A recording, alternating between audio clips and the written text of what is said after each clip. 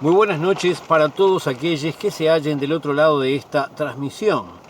Hoy es domingo 23 de mayo del año 2021 y esta es la entrega número 65 de Comentarios de lo Real. Vamos a empezar esta oportunidad hablando de la Marcha del Silencio que nuevamente tuvo lugar el 20 de mayo, como siempre con la reclamación de verdad y justicia con respecto al tema de los desaparecidos durante la última dictadura cívico-militar, que ya terminó hace muchísimos años, pero sobre la cual todavía no se han esclarecido cómo corresponden estas cosas. Bueno, igual que el año pasado, como está la pandemia de por medio, no fue una marcha presencial y en este caso se ideó un proceso que estuvo muy bueno. Por un lado hubo una intervención grabada con la lista de los nombres y entre uno y otro el presente, como las voces que decían presente, fue la de todos aquellos que enviamos audios diciendo presente para que se armase una masa sonora que verdaderamente cuando uno lo escuchaba imponía una sensación muy honda. Además hubo intervenciones artísticas sobre las imágenes, también en Montevideo hubieron realizaciones en 18 de julio, con carteles, con huellas, también en otros lugares del país, y bueno, y de esa manera esto vino a tener lugar en este año que de nuevo no se encuentra sin poder realizar presencialmente esta marcha. Pero además de este tema, el 20 de mayo ocurrió una segunda cosa, y es que el senador Manini Ríos publicó que era el Día de las Abejas, cosa que es cierto, es el Día de las Abejas. Uno toma casi cualquier día al azar en el año y encuentra que suele ser el día de más de una cosa, y a su vez hay cosas que son nombradas internacionalmente y otras que son localmente. Entonces, yo no veo ningún problema en que alguien diga, es el Día de las Abejas. Bien. El verdadero problema es cuando alguien sale exprofeso a decir, es el Día de las Abejas, y hace un silencio absoluto del reclamo de verdad y justicia. Reclamo que este señor Manini Ríos está en contra de que se resuelva satisfactoriamente.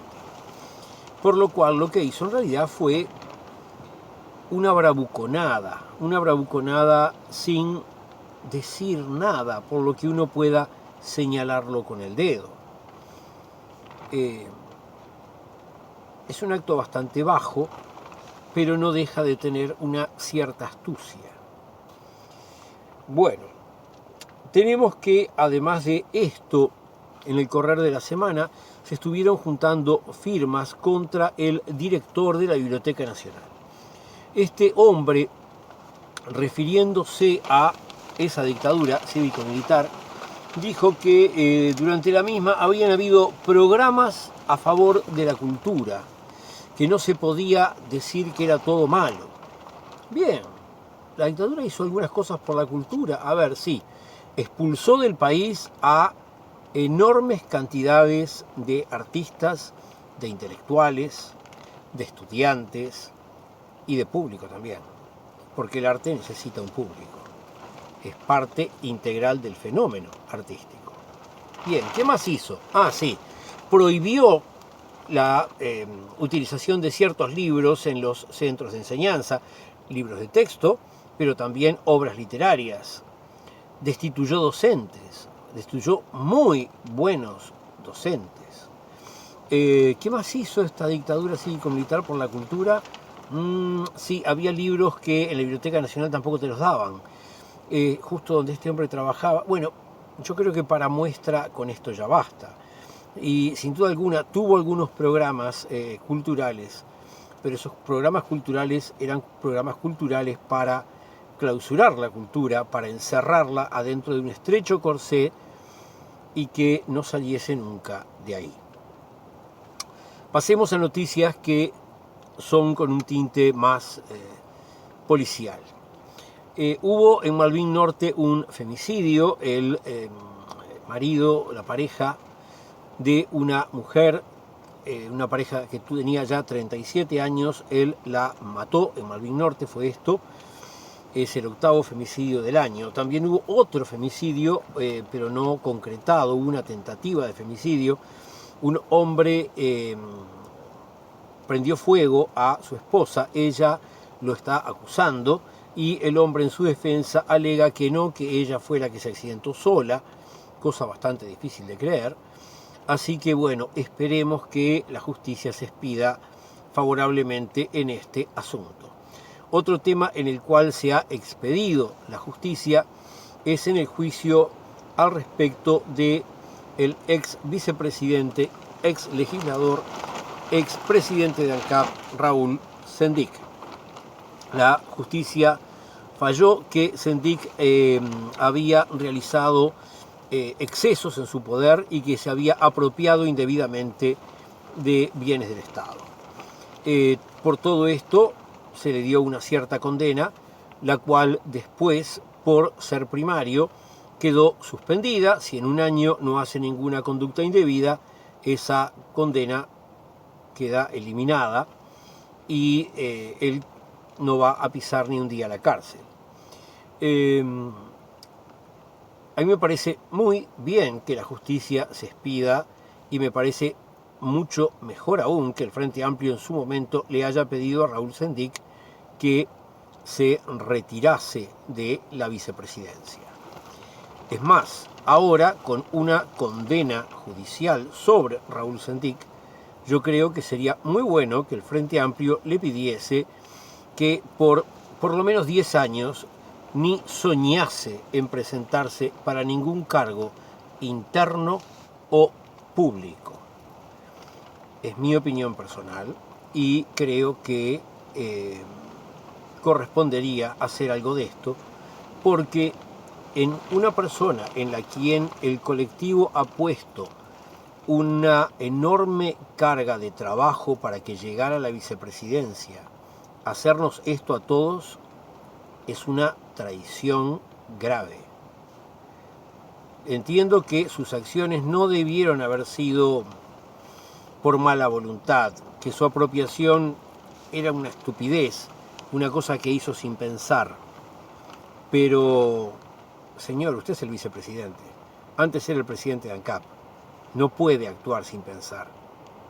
Usted tiene la responsabilidad de actuar pensando. Así que bueno, yo creo que merece y debería tener una sanción más fuerte, interna. Bueno, continuemos con otros temas, en este caso temas que tienen que ver con los retiros, jubilaciones y demás. El comandante en jefe del ejército hizo algunas manifestaciones criticando a la ley orgánica militar, pero también criticando la reforma de la caja militar, porque no quiere los topes a las jubilaciones militares, y también criticando el aumento en la edad de retiro. Bueno, esto son preocupaciones con respecto a los temas jubilatorios.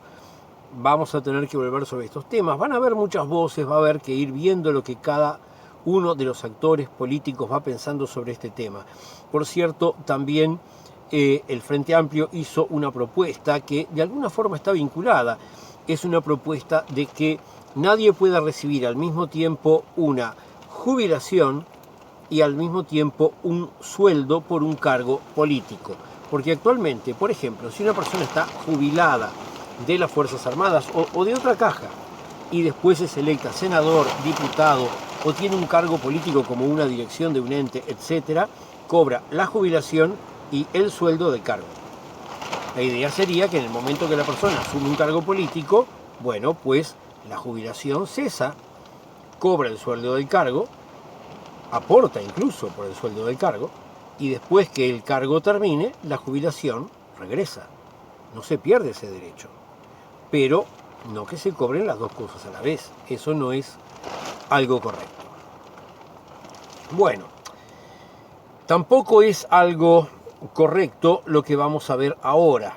Vamos a hablar de dos ediles del Frente Amplio con situaciones diferentes entre sí.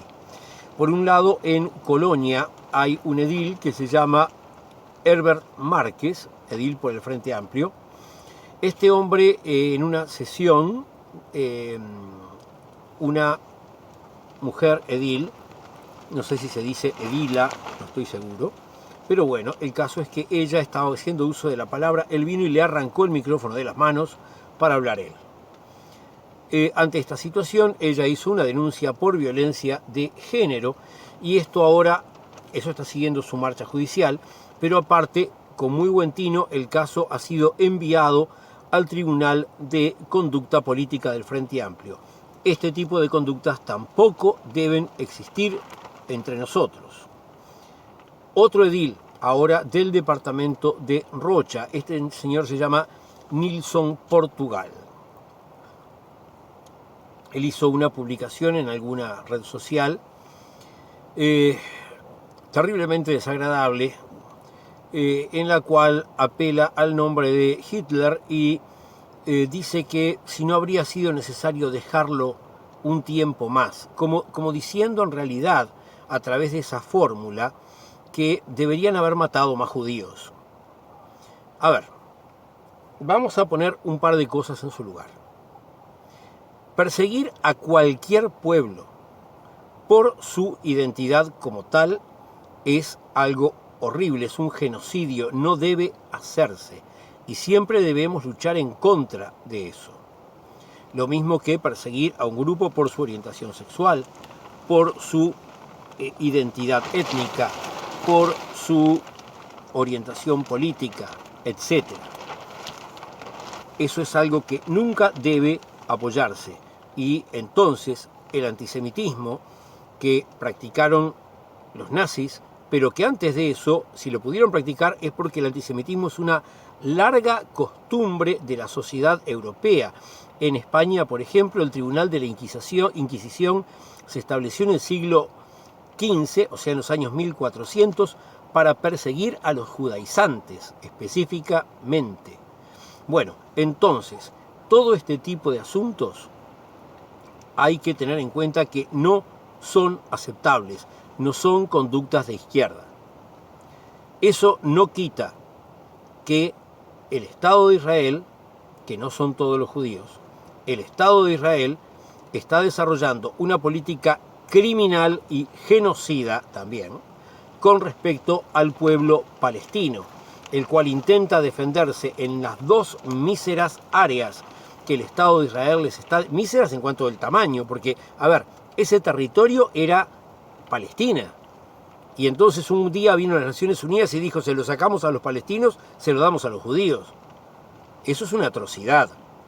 Las Naciones Unidas debiera hacerse cargo de eso, pero al margen de ese tema, el tema es que con lo poco que les está quedando a los palestinos para armar su patria, ellos vienen y los bombardean. Los palestinos se defienden y los judíos los atacan. Eso es horrible. Eso también tiene que ser denunciado y eso no quita que al mismo tiempo que uno denuncia eso, uno nunca debe caer en el antisemitismo, que es igualmente horrible.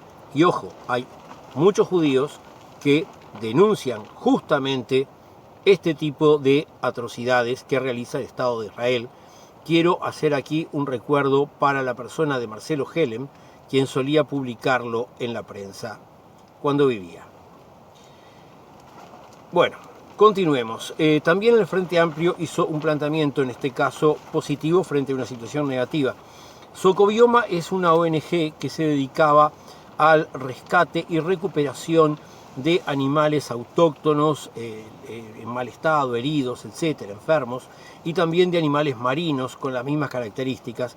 Funcionaban en el departamento de Maldonado, se están quedando sin el lugar para poder actuar y el Frente Amplio está pidiendo a nivel de ese departamento a ver si se le puede entregar a Socobioma algún tipo de terreno en comodato para que continúen con su labor. Tienen 45 días para abandonar el lugar donde están. Bueno, vamos a poner una pausa. Bueno, tenemos que la semana esta tuvo entre sus eventos la interpelación a la ministra de Economía, Arbeleche, y en realidad la disputa se transformó en una suerte de disputa ética entre el gobierno y el Frente Amplio, porque el problema por el que se realizaba la interpelación era que al contador Alfi, que es el que está al frente de la Oficina de Planeamiento y Presupuesto, un cargo que la Constitución de la República le establece un rango ministerial, pero al cual no se puede interpelar directamente. Bueno, entonces a Alfi se le dieron, a una empresa propiedad de él, exoneraciones. Ahora, se le dieron las exoneraciones después de que se supo que Alfi era el nuevo presidente de la Oficina de Planeamiento y Presupuesto. Ahora bien, la gente del Partido Nacional salió a defenderse éticamente y a señalar supuestas fallas en el Frente Amplio. Sobre todo hablaron de exoneraciones en la empresa de los suegros de Ferreri, que había tenido cargos en el gobierno anterior a nivel de impositiva, si no recuerdo mal. Pero el tema es que, como Ferreri dijo, eso es la empresa de mis suegros. Yo no les consulto a mis suegros cómo hacer mi trabajo político y ellos no me consultan a mí por las decisiones de su empresa. Nos manejamos como cosas diferentes y las exoneraciones que recibieron en algún momento no fueron por causa de una ventaja generada por Ferreri, y es completamente distinto que tus suegros sean dueños de una empresa o que tú, que tenés un cargo público, seas el dueño de esa empresa. Pero como sabemos, las interpelaciones terminan siempre en una votación que el que tiene una mayoría parlamentaria, porque ha armado una coalición, la termina ganando, no importando lo claros que sean los argumentos que haya manejado el Frente Amplio en contra de Arbeleche. Por otro lado, en el MIDES, Ministerio de Desarrollo Social, la Dirección de Promoción Social y Cultural estaba vacante desde noviembre y ahora el ministro ha nombrado a alguien, a Rosa Méndez. Ha sido una constante de este gobierno la dificultad para llenar cargos y situaciones por ese estilo. Fíjense que noviembre, diciembre, enero, febrero, marzo, abril, mayo. 7 meses para llenar un cargo. Muy bien. Otros temas vinculados al Estado. La URSEC estaba realizando un llamado para empresas que fueran a encargarse del proceso de la portabilidad de números. ¿Qué es esto? Es el proceso por el cual cuando uno tiene un número de celular, pongámosle en Antel, como yo, y en algún momento se me ocurriera cambiarme a una empresa privada que da un servicio mucho menos bueno que Antel, entonces quiero abandonar el mejor servicio de una empresa pública para una empresa privada, bueno, entonces me llevo mi número, el número me sigue a mí y no queda como hasta ahora, que cuando uno cambia de empresa tiene que cambiar el número con todos los trastornos del caso. Muy bien, eso había que hacer un llamado para determinar la empresa que iba a encargarse de hacer esas tareas. Pero hubieron 3 empresas que no fueron seleccionadas que plantearon recursos contra el procedimiento. Ante esos recursos, la URSEC suspendió la siguiente etapa. O sea, la primera etapa es una calificación técnica de las empresas, y en esa parte 3 empresas que perdieron se quejaron y presentaron un recurso. Entonces la URSEC está haciendo las consultas jurídicas, suspendió la segunda parte, esto es la apertura de los sobres con los precios, con lo que ya se definiría a quién le toca, y bueno, habrá que esperar a ver qué ocurre con ese tema. Otro asunto vinculado a la gestión del Estado, tenemos que el Ministerio de Ambiente se estuvo reuniendo con la Cámara de Industrias por el tema de la recuperación de los envases que utilizamos y que van quedando. Bueno, el ministro dijo, las empresas privadas no tienen el más mínimo interés en colaborar con este proyecto. Y es lógico, las empresas privadas, algo que le supone un costo para beneficiar algo tan ajeno a ellas, desde su corta visión, como es la recuperación de materiales que dañan el medio ambiente, bueno, no van a querer a menos que se las obligue. Así que veremos también con esto cómo sigue, si el gobierno consigue doblarles el brazo y hacerles tomar una actitud bien diferente. Otro tema que roza lo internacional, que lo dejamos habitualmente afuera de los contenidos, pero lo tenemos que tomar porque va hacia adentro, hacia el interno. En la República Argentina suspendieron las exportaciones de carne a China. Lo hicieron porque esas exportaciones presionan el suministro y hacen subir los precios internos en Argentina. Ante esta situación, acá en Uruguay hay muchas personas que dijeron que bueno, podemos vender carne a China, más carne a China y a mejor precio. Sin embargo, hay algunos elementos preocupantes. Por un lado, esto va a presionar a una mayor suba de precio de la carne en nuestro mercado interno. También el ministro dice que esto va a causarle daño a las empresas uruguayas. ¿Por qué? Bueno, él dice que va a entrar un montón de plata primero en un corto plazo y de alguna forma él está suponiendo que los empresarios uruguayos se van a patinar la plata y que no van a guardarla para después aprovechar cuando los precios bajen a lo normal, que sería la conducta de un empresario razonable. Pero bueno, ¿tendremos un empresariado razonable? ¿O serán simplemente unos irresponsables que cuando agarran plata se la gastan? Veremos. Finalmente, esto daña la reputación regional. Por más que somos países distintos, integramos parte de una misma región, de un mismo mercado común, y nadie del tamaño de China va a estar pensando en comprarle solamente a Uruguay. Necesita más proveedores, entonces han de asociar seguramente Uruguay, Argentina, Río Grande do Sul, carne, etc. Y bueno, si se daña la reputación de una parte de este conjunto, todos perdemos también. Bueno, ahora continuamos con la consideración de asuntos que tienen que ver con el trabajo. Se ha dado a conocer que durante este periodo, con los nuevos ajustes de salarios, en realidad los salarios de los empleados públicos han sufrido un recorte, han bajado, se ha producido una rebaja salarial que es de 192 millones de dólares. O sea que parte de la crisis que este gobierno ha generado al tomar medidas recesivas ya en los primeros 15 días antes de declararse la pandemia y luego durante la pandemia tomando medidas que solamente la agravan y que no ayudan a salir de ella, bueno, la está financiando el gobierno sobre las espaldas de los trabajadores públicos, a nivel de 192 millones de dólares.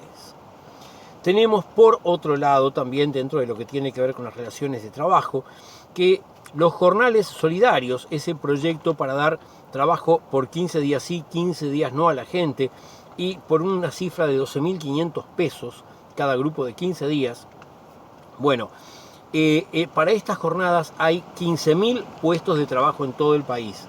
Se han anotado cerca de 190.000 personas. O sea que va a haber un montón de gente que no va a llegar a eso y que lo necesitaría, porque no se anotan simplemente porque sea divertido, es porque les hace falta.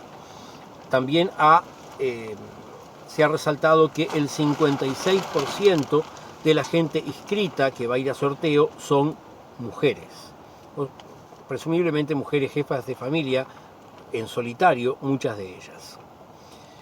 Bueno, otros temas, en este caso temas de educación.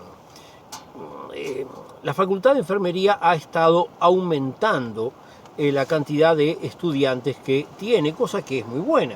Vamos a tener mayor cantidad de enfermeras y enfermeros universitarios. El tema es que, lamentablemente, las prácticas llevan un semestre de retraso, por la sencilla razón de que con toda la situación de pandemia no es algo que se puede hacer. Va a haber que encontrar en algún momento para darle una solución a esto.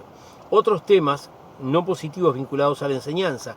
La UTEC, la Universidad Tecnológica, está advirtiendo que existe un rezago relevante en los conocimientos con los que llegan los estudiantes en este año. Son fallas a nivel de su conocimiento, sobre todo en cálculo, matemática, ese tipo de cosas. Estos problemas han conducido a que tengan que activarse sistemas de apoyo virtual para intentar darle una mano a los estudiantes y poder acompañarlos y que puedan tener un buen desempeño.